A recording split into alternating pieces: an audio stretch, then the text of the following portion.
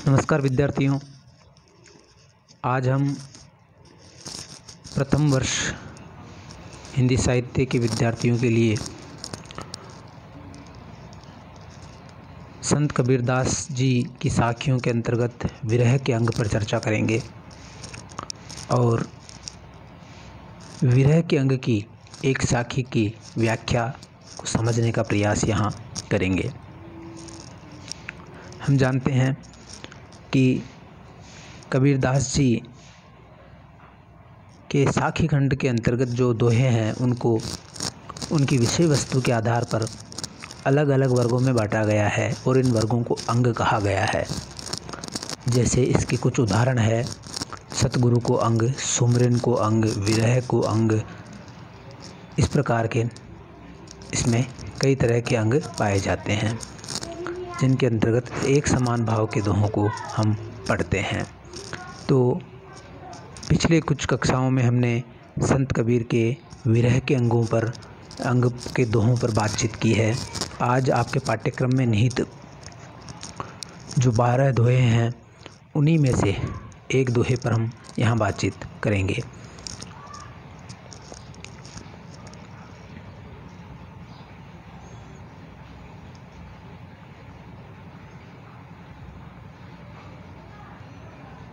मैं अपना परिचय दे दूं। मैं हरिराम भारती राजस्थान उच्च शिक्षा विभाग में सहायक आचार्य हिंदी के पद पर कार्यरत हूं।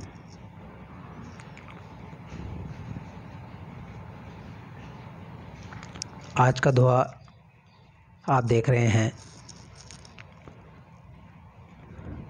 इस दोहे में कबीरदास जी की विरहणी यानी जो जीवात्मा है, जीवात्मा रूपी विरहणी परमात्मा रूपी प्रियतम को क्या संदेश भेज रही है, यह इस दोहे में बताया गया है। आप जानते हैं कि प्राचीन समय में जब किसी गृहिणी स्त्री के पति प्रवास कर जाते थे तो संवाद का माध्यम उस ज़माने में या तो संदेशवाहक होता था या पत्र आदि होते थे। पत्रों से भी पहले, जब पत्र लिखे जाते थे उससे भी पहले संदेशवाहक के द्वारा ही या किसी व्यक्ति के द्वारा ही संदेशा भिजवाया जाता था, संवाद पहुंचाया जाता था। तो विरहिणी उस संदेशवाहक के माध्यम से अपने प्रियतम के पास क्या संदेश भिजवाती है उसका इस दोहे में वर्णन किया गया है। या वह स्वयं ही अपने प्रियतम को क्या अपनी भावना उसके लिए प्रकट कर रही है, उसका यहाँ एक उदाहरण हमें देखने को मिलता है। दोहा इस प्रकार से है: के बिरहन को मीच दे के आपा दिखलाई, के बिरहन को मीच दे के आपा दिखलाई, 8 पहर का दाजना मोपे सहा न जाई, 8 पहर का दाजना मोपे सहा न जाई। यह इसमें विरहन अपने जो उसका जो ताप है, शरीर का विरह का जो ताप है, विरह अग्नि है, उसकी अत्यंत दाहक स्थिति का चित्रण वो कर रही है। वो कहती है कि प्रियतम के दर्शन न हो उससे तो मौत भली। इस तरह से 8 पहर ताप से तपना ये असह्य है, ऐसा इसमें विरहिणी ने कहा है। तो यहाँ पर कुछ शब्द है जिनका अर्थ जानना आवश्यक होगा। जैसे पहला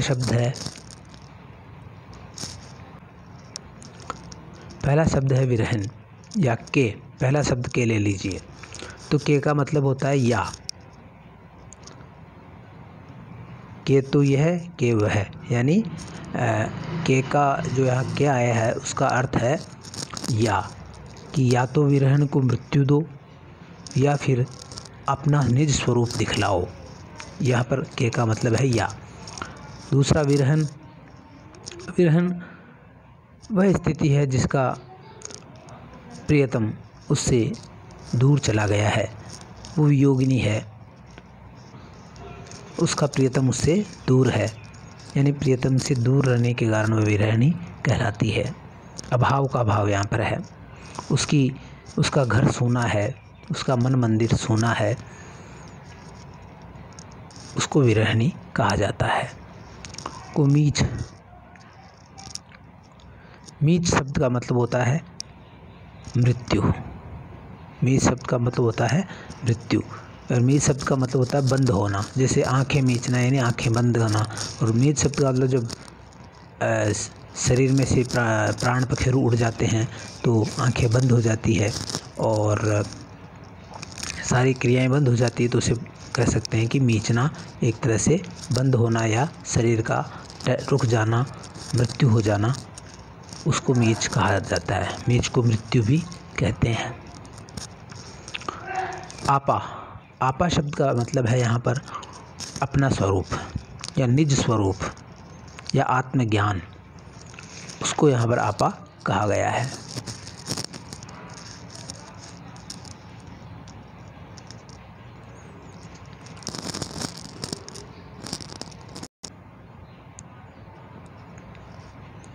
अगला शब्द है आठ पहर।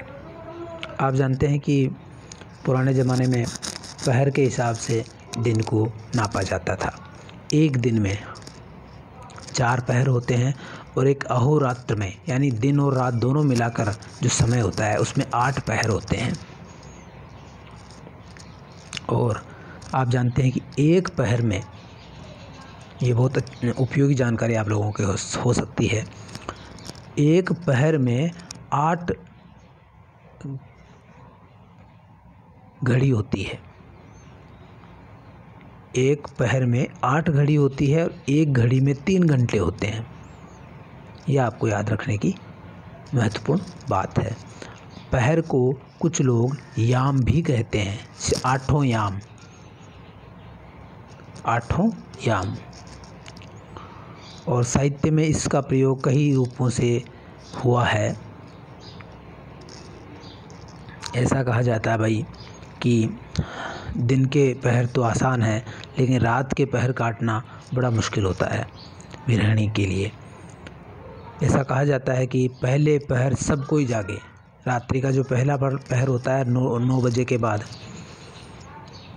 पहले पहर सब कोई जागे, दूजे पहर भोगी, दूसरे पहर यानी 12 से 3 के बीच में भोगी जागता है, और तीसरे पहर चोर तो चोर जागे, चौथे पहर जोगी, और चौथे पहर जो जोगी होता है वह जागता है। तो ये ऐसे हमारे यहाँ जो समय का विभाजन पहरों में प्राचीन समय में किया जाता था। अगला शब्द है दाजना। दाजना यानी दग्ध होना। आप जानते हैं कि विरह को अग्नि के रूप में वर्णित किया गया है। वह एक तरह से विदग्ध करता है। और यहाँ पर क्योंकि विरहिणी जीवात्मा है, तो जीवात्मा को जो ताप होते हैं जीवात्मा के लिए, वो 3 प्रकार के ताप माने गए हैं, दैहिक ताप, देविक ताप और भौतिक ताप।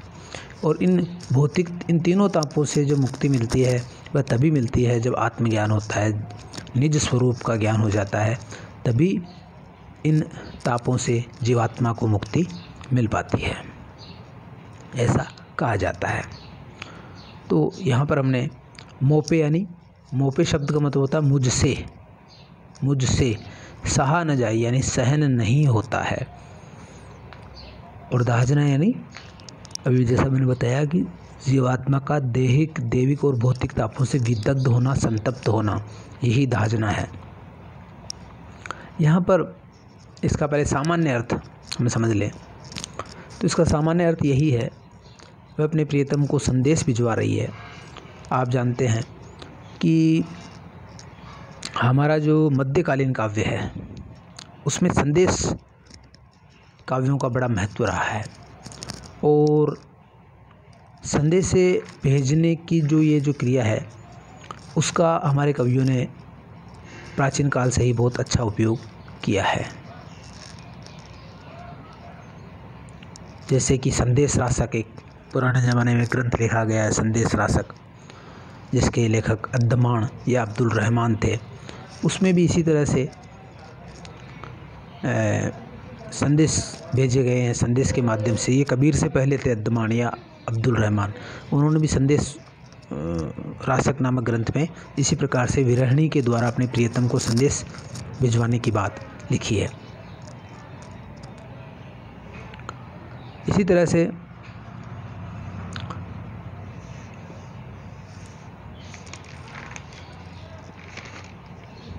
एक चीज़ हम देखते हैं कि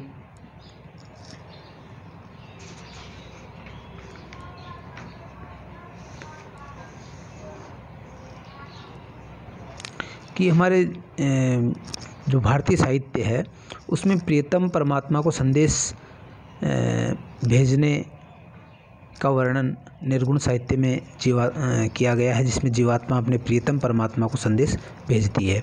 और भारतीय साहित्य में चाहे वो निर्गुण हो, सगुण हो या अन्य कोई भी साहित्य हो, उसमें विरहिणी नायिका द्वारा किसी अन्य व्यक्ति प्रवासी प्रिय के पास संदेश प्रेषण की ऐसी महत्वपूर्ण और व्यापक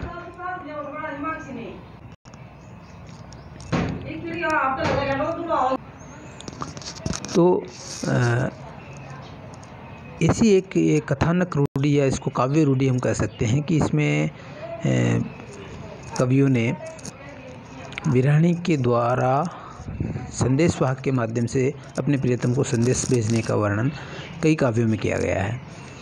और इसमें जैसा कि हमने बताया अभी कि संदेश रासक में ऐसा हुआ है। संदेश रासक के अलावा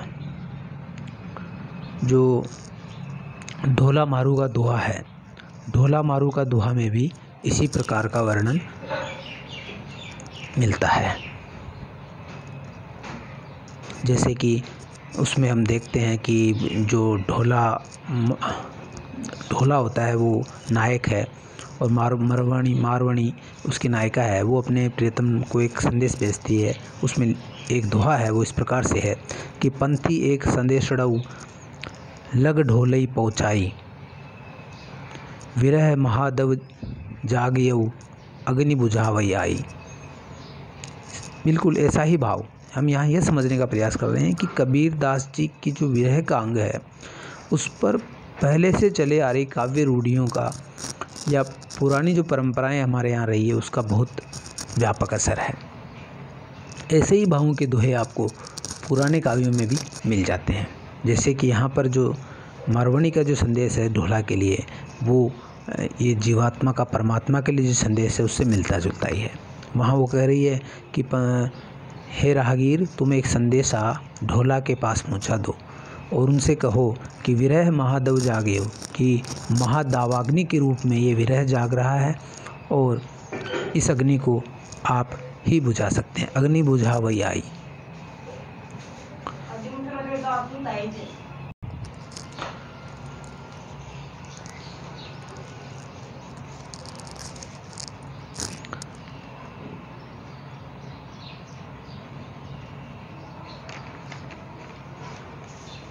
यहाँ पर जो विरहिणी है वो विरह विदग्धा है, जीवात्मा के रूप में उसका वर्णन है। और जीवात्मा के जो ताप है वो जैसा मैंने अभी बताया आपको कि देहिक, देविक और भौतिक 3 तापों का वर्णन मिलता है।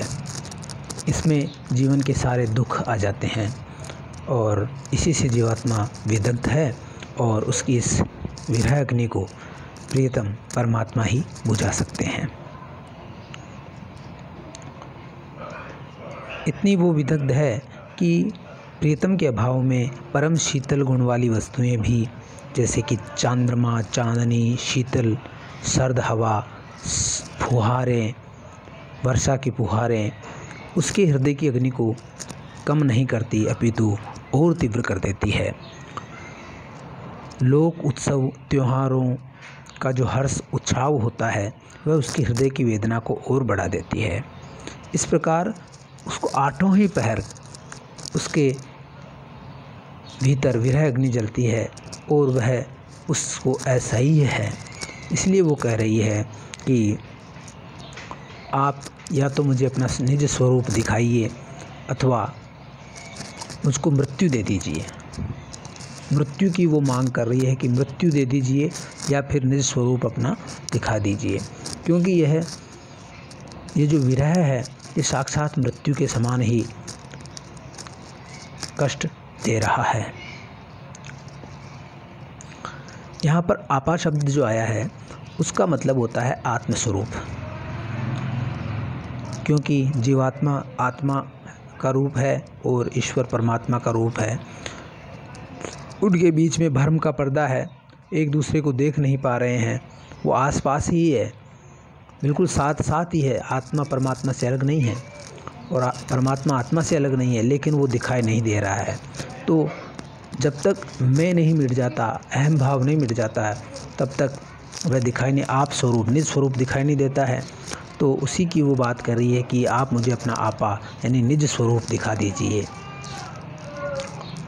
यह बात यहाँ पर जीवात्मा कर रही है। एक चीज़ हम यहाँ देखने योग्य है कि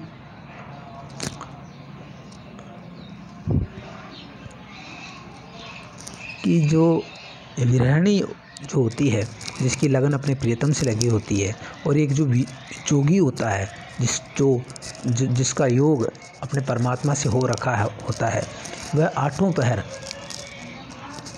उसके नाम की रट लगाए रहता है। इसीलिए कहा गया है कि रात के चौथे पहर में जब सारी दुनिया सोती रहती है तब भी योगी जागते हैं। जब दुनिया सोती है तब योगी जागते हैं। उसी तरह विरहिणी भी रातों में जागती है। जैसा कबीर ने कहा भी है कि सुखिया सब संसार है, खावे और सोवे, दुखिया दास कबीर है, जागे और रोवे। ऐसा कबीरदास जी ने वर्णन किया है। इसी तरह से जैसा कि मैंने बता ही दिया आपको, 3 तरह के ताप होते हैं। अब एक परंपरा के रूप में इन चीज़ों को देखें हम, विरह संदेश भिजवाना, इन सब चीज़ों को हम देखें तो हम पाते हैं कि कबीर पर अपने जो पूर्व के जो कवि हैं, जैसे कि अब्दुल रहमान है और रासो काव्य है, ढोला मारू के दोहे हैं, ऐसे लौकिक काव्य हैं, उनका सीधा असर तो हम नहीं कर सकते, लेकिन ऐसी जो परंपराएं लोक में प्रचलित थी, ऐसी जो काव्य रूढ़ियाँ प्रचलित थी, उन काव्य रूढ़ियों का प्रभाव कबीर के साहित्य पर हमें देखने को मिलता है, ख़ास तौर से विरह के अंग में। और एक हम ये बात नोट करते हैं कि जो मध्यकालीन भारतीय काव्य, प्रेम काव्य है, उनमें स्त्रियों के विरह का वर्णन किया गया है। यहाँ पर भी जीवात्मा को कबीर ने एक स्त्री के रूप में चित्रित किया है, एक पुरुष के रूप में चित्रित नहीं किया है। और ये भी एक देखते हैं कि परंपरा से प्राप्त जो तात्कालीन परंपरा थी उसका आश्रय कबीर ने लिया है। यद्यपि हम देखते हैं कि जो संस्कृत काव्य है, चाहे वो कालिदास के हों, मेघदूत हो या अन्य संस्कृत के काव्य हैं, उनमें जो विरह वर्णन है वो पुरुष का मिलता है, जिस यक्ष का मेघदूत में मिलता है। और राम का विरह वाल्मीकि रामायण में मिलता है, राम को विरही बताया जाता है। तो इस तरह से संस्कृत काव्य में जहाँ पुरुषों का विरह वर्णन मिलता है, वहीं भारतीय मध्यकालीन जो काव्य है उनके अंतर्गत हम देखते हैं कि स्त्रियों के विरह का चित्रण मिलता है। और कबीर ने तात्कालीन जो लोक में प्रचलित परंपरा थी स्त्रियों के विरह की, उसी को यहाँ लेकर के जीवात्मा का वर्णन विरहिणी के रूप में किया है।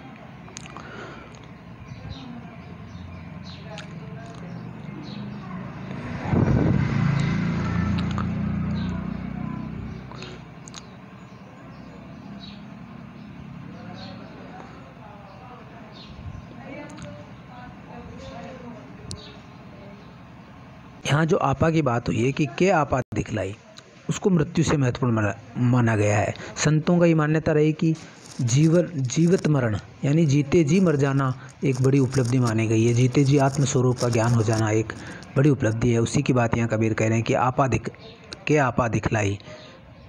तो यहाँ पर हम ये संतों में ये मान्यता रही है कि बिना निज स्वरूप को जाने भ्रम नहीं मिटता है, और आत्मज्ञान के उपरांत ही विवेक उत्पन्न होता है, बुद्धि निर्मल हो जाती है और मन की जो संपदा है वह साफ साफ हमें दिखाई देती है। इस बात का संतों में बड़ा प्रचलन रहा। और कबीर के बाद के भी जो संत हैं, चाहे वो नानक हों, दादू दयाल जी हों या सुंदरदास जी हों, उन सभी ने इस बात को माना है कि ईश्वर कहीं बाहर नहीं है, वो स्वयं के भीतर ही, अपने घट के भीतर ही है। और उसके दर्शन होना, निस्वरूप का ज्ञान होना बहुत बड़ी उपलब्धि है। जैसे यहाँ इस प्रसंग में एक संत जो नानक हुए हैं, उनका एक जो पद है वो देखने लायक है। उस पद में नानक जी कहते हैं कि काहे रे वन खोजन जाही, सर्व निवासी सदा अलेपी तो ही संग समाई। कि वो जो सर्व निवासी है, घट का वासी है, वो ईश्वर तो अलिप्त रूप रहता है और वो तेरे भीतर ही मौजूद है।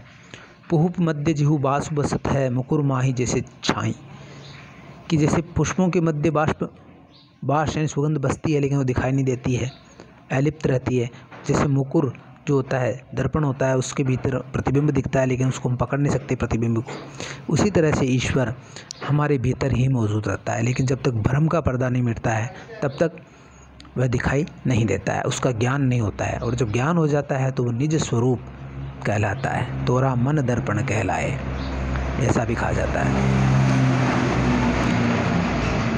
तैसे ही हरि बसे निरंतर घट ही खोजो भाई। इसलिए नानक दास जी कहते हैं कि वैसे ही जैसे फूलों में खुशबू है लेकिन दिखाई नहीं देती है, वैसे ही ईश्वर घट के भीतर ही बसते हैं लेकिन वो दिखाई नहीं देते हैं, उसको घट में ही खोजना चाहिए। बाहरी भीतरी एके जानऊ ई गुरु ज्ञानु बताई, जन नानक बिनु आपा छीने मिटे न भरम की काए। कि जब तक आपा को छीन नहीं ले, आत्म के स्वरूप का ज्ञान नहीं कर ले, आपा छीनने का मतलब है आत्म स्वरूप का ज्ञान, निज का ज्ञान, निज रूप का ज्ञान, तब तक ये भ्रम की काई नहीं मिट सकती है। पिंड में ही ब्रह्मांड समाया हुआ है, ऐसा हमारे यहाँ वेदांत से ही मान्यता रही है। इसी बात को ये करे कि आपा दिखलाई, यानी आत्म स्वरूप का ज्ञान करना, इस पिंड में ही ब्रह्मांड को देख लेना। जैसा कि गालिब ने भी कहा है कि जब तुझ बिन नहीं कोई मौजूद, तो फिर ये हंगामा ए खुदा क्या है। उसके बिना कोई भी यहाँ मौजूद नहीं है। तो यहाँ पर हमने देखा कि विरहिणी इस 8 पहर के जो ताप हैं उनसे मुक्ति के लिए विरहिणी रूपी जीवात्मा प्रियतम रूपी परमात्मा से प्रार्थना कर रही है। और जैसा कि उसके जीवन का जो उद्देश्य है वो प्रियतम के दर्शन है, निज स्वरूप का ज्ञान है, जो उसके आसपास ही है लेकिन वह दिखता नहीं है। और विरहिणी उसका दीदार करना चाहती है। इसीलिए कहा जाता है कि अभाव नहीं है, प्रियतम का अभाव कबीर की विरहिणी में नहीं है। वह तो उसके पास ही है उसका प्रियतम तो, लेकिन वह दिखाई नहीं दे रहा है। और ये न दिखाई देने की जो उलझन है, इसी को कबीर की विरहिणी प्रकट कर रही है कि आप मुझे अपना स्वरूप दिखलाइए।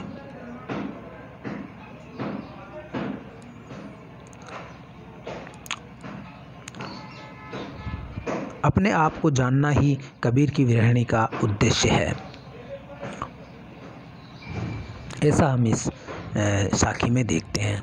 इस विरह के अंग के अंतर्गत ऐसी कई साखियाँ हैं जिसमें कबीरदास जी ने अत्यंत जो ताप है उसका वर्णन किया है। जिसके अंतर्गत जैसे कुछ साखियाँ हैं कि जिसमें कबीरदास जी कहते हैं कि आई न सको तुझ पे सकूँ न तुझ बुझाई, जीरा यूं ही लेहुगे विरह तपाई तपाई। कि आए न सको तुझ पे, कि न तो तुमसे आया जाता है, और सकूँ न तुझ बुझाई, और न मैं तुमको जान सकती हूँ। बुझाना यानी पहली बुझाना, वैसे ही न मैं तुझको जान पा रही हूँ, अपने स्वरूप को न जान पा रही हूँ। जीरा यूं ही लेओगे विरह तपाई तपाई, ऐसा लगता है कि मेरे जी को तुम यूं ही लोगे, विरह अग्नि में तपा तपा करके जी को ले लोगे। तो मुख्य जो यहाँ संतों की जो पीड़ा है वो है आत्मज्ञान। जो ईश्वर उनके घट के भीतर है उसके दर्शन करना ही उनकी एक बहुत बड़ी पीड़ा है। तो मित्रों, मुझे उम्मीद है कि पाठ आपको शब्द से समझ आया होगा और ये भी समझ में आया होगा कि किस प्रकार से निर्गुण साहित्य में ये विरह के अंग को संतों ने वर्णित किया है। आज के पाठ को ही समाप्त करते हैं। कल फिर एक नई साखी के साथ मिलेंगे। तब तक के लिए इजाज़त दीजिए। हिंद देश के निवासी सभी जन एक है, रंग रूप वेशभूषा चाहे अनेक है। जय हिंद, जय भारत।